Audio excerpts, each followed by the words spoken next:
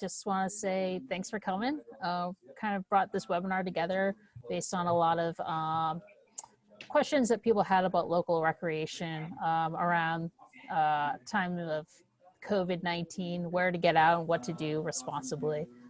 So first of all, my name is Sandra Townsend, and I'm one of the outdoor program coordinators, and I'll let Trevor and Nate introduce themselves. And then if you want to just like let us know what you're interested in, or if you're just hoping to get any ideas, let me know or let us know, and we'll kind of go through our presentation and we can kind of tailor to this smaller group we got going on. Yeah, so Trevor? Yeah, thanks for coming. Trevor Fulton, Outdoor Program Director. Love getting outside, love sharing places to go on the Palouse. Yeah, and I would say you can always use the chat function on Zoom here if that's easiest to kind of start a thread for questions. Nate, go ahead. Yeah, and Jessica, hi. My name's Nate. I'm the other outdoor program coordinator with Sandra.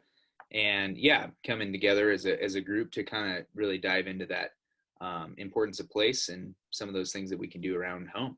Yeah, thank you for coming.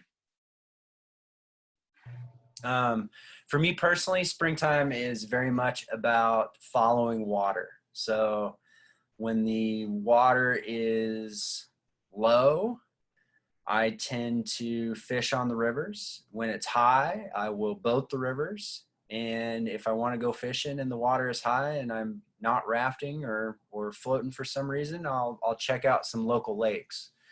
So I wanted to just kind of share some thoughts on some regional reservoirs that provide great opportunity right out of town, something you can do in the evening, whether you have a boat or not.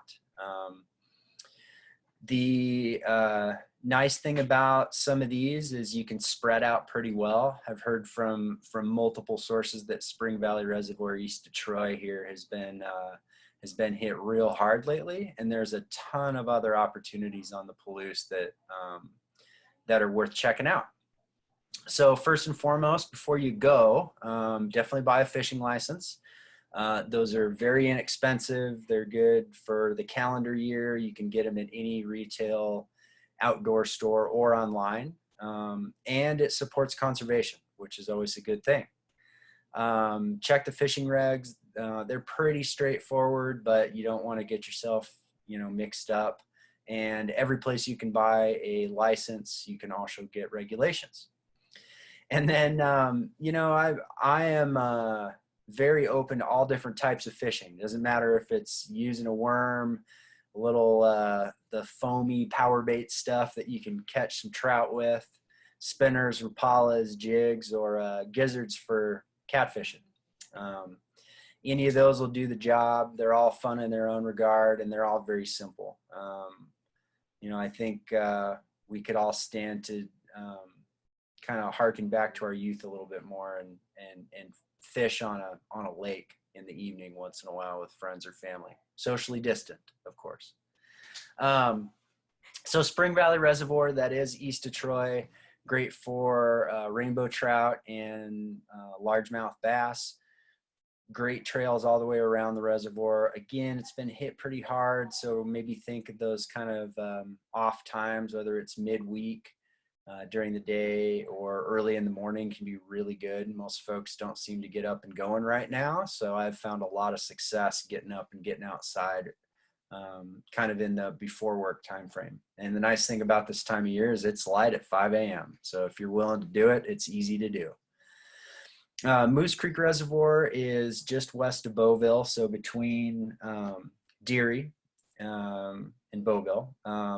Pretty similar what you can catch out there as far as rainbow trout and bass. It's a little bit bigger than Spring Valley, and it doesn't have a trail all the way around it. So it is one that if you had a canoe or a little something that would float, it gets you a few more options.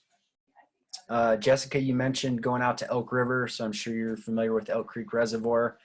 That, in my opinion, is a gem. It's very underutilized. I've never been out there where it's crazy busy. There's docks, You can hike around most of it. Actually, you can hike around all of it.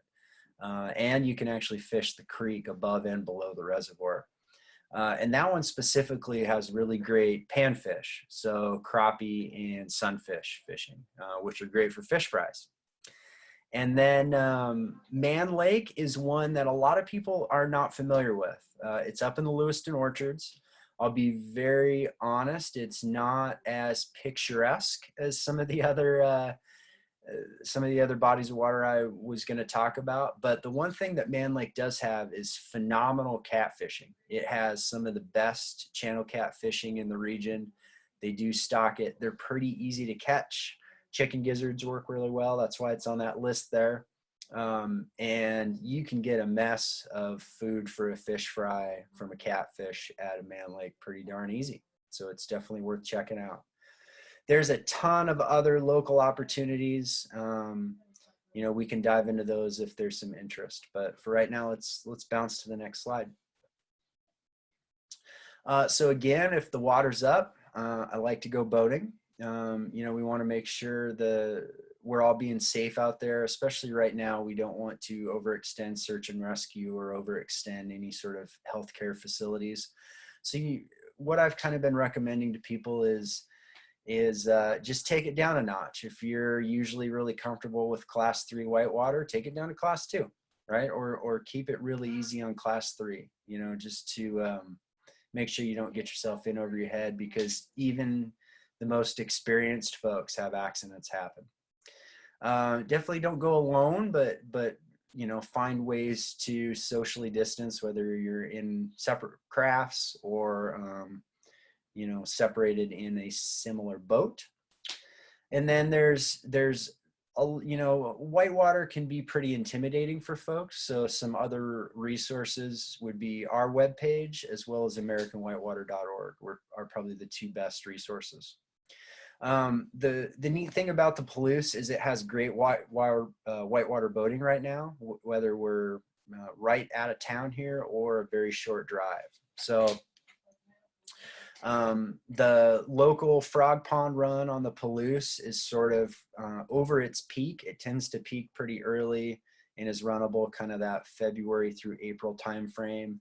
There's still some water in the lower river. Great place to go for a float, and just kind of a great place to go down, and even for a drive or like Nate mentioned, even a run on the river road could be great fun. The St. Mary's River, which is north of here, kind of the Mashburn to St. Mary's section. It's a really cool 15-mile stretch. It's class 2 to 3. It's kind of peaking right about now. If we get a ton of rain, it might keep going, but it's just kind of splashy fun, and it's a really, really neat area that not a lot of people know about. Moving a little bit further to the St. Joe, there are multiple runs up there. That river is probably peaking right now, looking at the river flows earlier today.